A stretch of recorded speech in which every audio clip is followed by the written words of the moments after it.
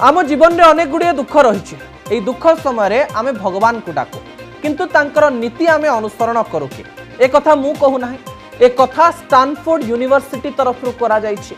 आम भारत में अधिकरु अधिक हिंदू माने रहिचंते से माने प्राय गीता को पढ़ी नथिबे किबा बेसी किछि जानि नथिबे किंतु स्टानफोर्ड यूनिवर्सिटी एवं ऑक्सफोर्ड यूनिवर्सिटी भली स्थान रे गीता को नहीं अनेक रिसर्च करा जाउछि।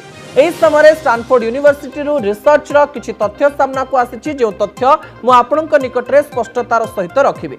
स्टानफोर्ड यूनिवर्सिटी रे गीता और कृष्णक जीवन को नहीं दीर्घ 6 वर्ष धरी गवेषणा करा जाउथिला एवं ए गवेषणा समय जो तथ्य सामना को आसिला ताहा समस्तक पई उपयोगी हबो।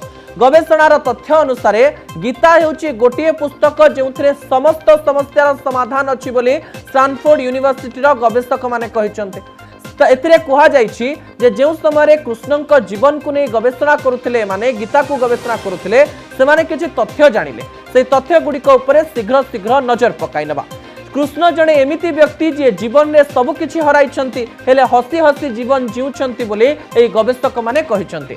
जन्म बेले निज माँ बापांक ठारू परे पालिथिबा माँ जशोदा नंदराजंक ठारू भी दूरेई जाइथिले कृष्ण एवं अन्य पटे आमे जेतेबेले देखिबा भल पाउथुबा राधांक ठारू निज प्रिय सांग साथींक ठारू भी से दूरेई जाइथिले। यारी मध्यरे द्वारिका को जाइथिले शेषरे द्वारिका मध्य समुद्र रे बुडी जाइथिला अधिक दिन शासन करि पारि नथिले श्रीकृष्ण।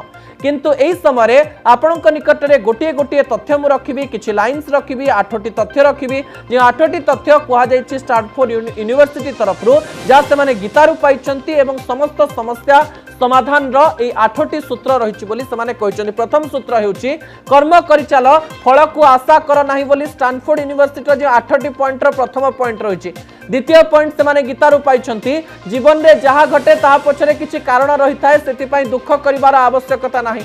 अन्यपटे भविष्यतर चिंता न करी वर्तमान रे बंच बोली एतिहार तृतीय पॉइंट रे रहिछि।